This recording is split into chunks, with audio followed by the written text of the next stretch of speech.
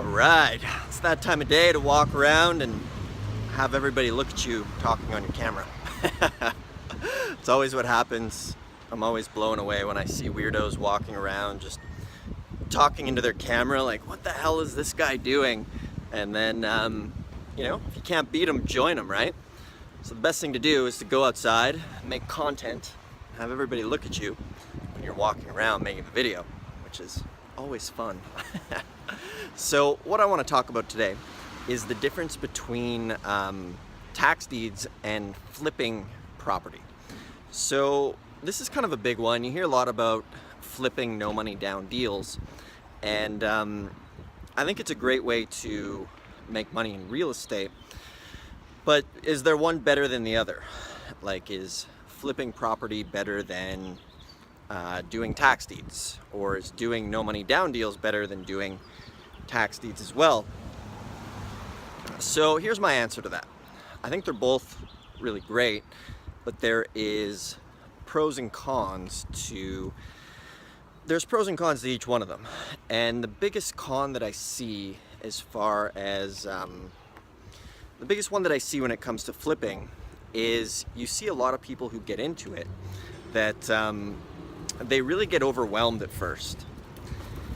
And the reason they get overwhelmed is because there's so many different variables when you're flipping a house versus doing a tax deed property.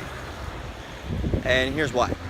So with the county, they go and they do all of the work, not all of the work, but they do most of the work for you when you are getting into a tax deed sale. And what I mean by that is this. If you go and you flip a house, what happens is you have to send out usually a lot of mail, direct mail pieces to get in contact with homeowners, and there's just a ton of moving pieces. And one of the reasons that I really love tax deed investing is because when you get into it, the county does most of the work for you in the beginning. When you're out at the tax deed sale, you basically just go around like this, like I'm walking right now, but imagine this street is the list of tax deed properties, and you get the list and then you go look at the properties. Versus if you're trying to flip a property, the challenge is you start dealing with homeowners, and the homeowner can often be very, very difficult. I've dealt with just so many homeowners that as you get close to the video, and what happens is when you're dealing with a homeowner, it can be very challenging in the sense that you might have it in paper, you might be making $10,000, $20,000, $30,000, and then they blow the deal last minute. I actually had a lady once freak out on me and run out of the bank screaming because she was bipolar, and it just was very embarrassing.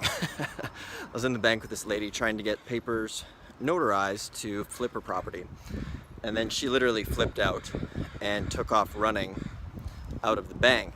So with tax deeds, that doesn't happen.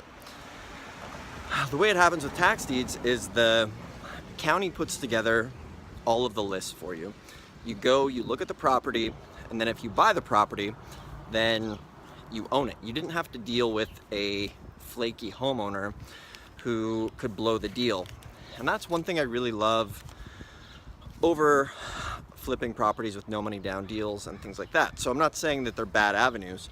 I'm just saying when you're starting off, you want it to be as simple as possible. And a lot of the time, flipping properties can be very, very challenging with a lot of moving parts. So that's kind of my spin on it. Especially when you're starting out, everybody's always looking for kind of the easiest path to take. And there's a lot of great courses on flipping properties and things like that.